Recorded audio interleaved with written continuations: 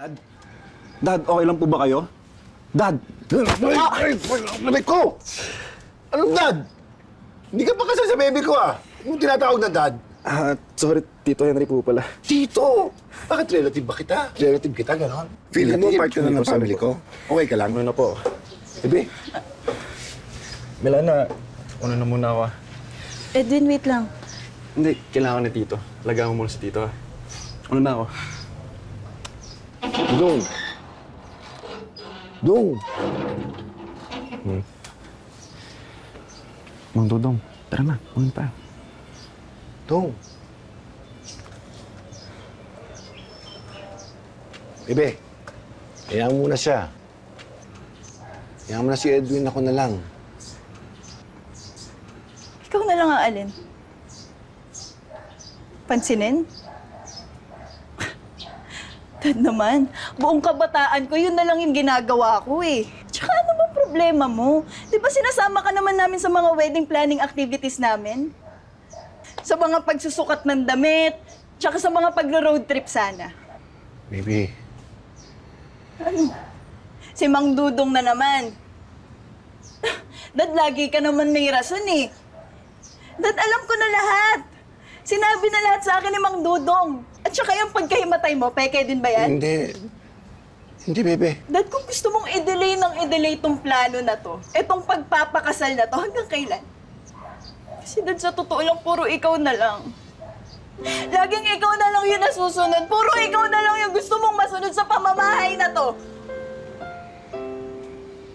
Dad, sana naman kahit ngayon lang.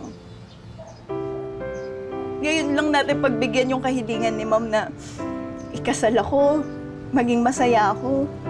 Sana matuto tayo mag-move forward.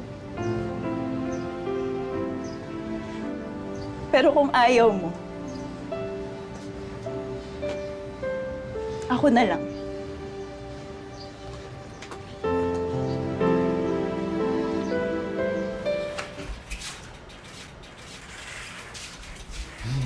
Bebe!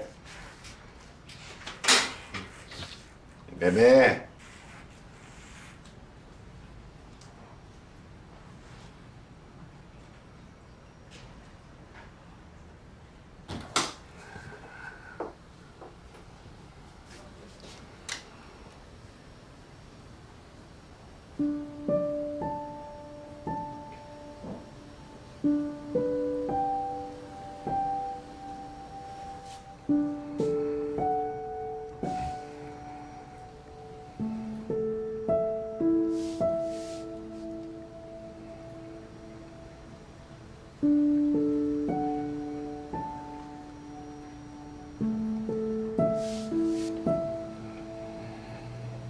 Sorry, Aurora. Dahil sa pagiging makasarili ko, nasaktan kay anak natin.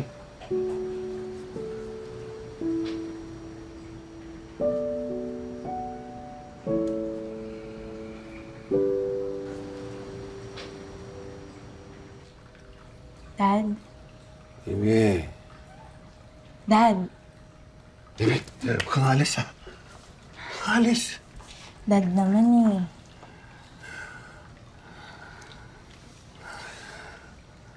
Dad, gusto ko po sanang mag-sorry sa inyo sa mga nasabi ko sa inyo kahapon.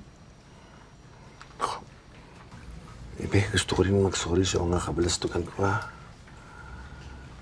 Si Edwin nasan?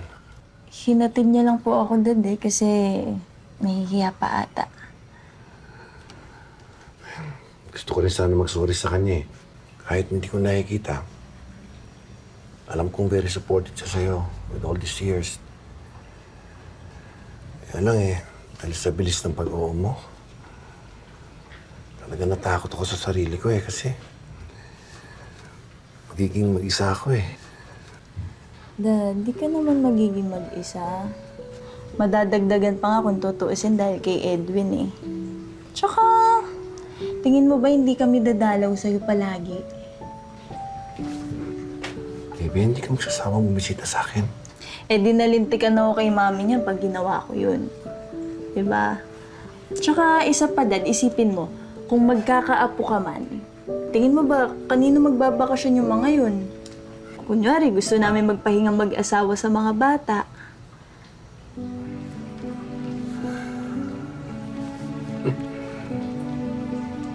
Tagal lumaki ng anak ko. Ilana Montosanto. Melana Montosanto Rodriguez. Rodriguez. Rodriguez. Ayun. Hindi ka nga na. Hirap sabihin, anak. Ito na lang, baby ko. Baby.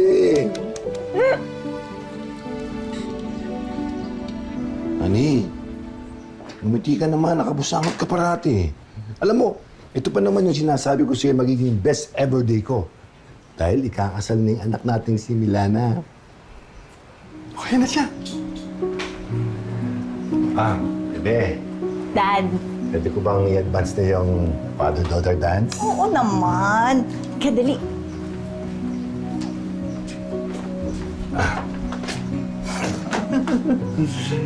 Ay, baby ko. Baby ko. Bebe, Dad. mangulit pa kaya to? Oo naman, no. Gusto mo, ito na yung maging tradition natin, yung pagsuslow dance. Kasi, alam mo yun, near the start of midlife crisis ka na kasi, di ba? Sa bagay. Sir! Ano na siya? Malapit pa na siya! Oo, sige, sandali. Oh, alis na kang baby, ha? Bye-bye, bye-bye, Ani. Love you, ma. Ma. Yan. Ano naman? Sir, ang gwapo mo, sir, ah. Ito yan.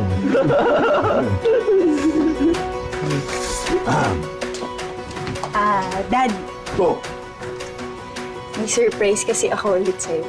Ano yun, anak? Magkakaapo ka na. Sir! Sir!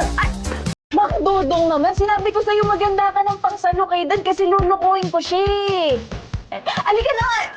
Halika na nga natin sa kotse.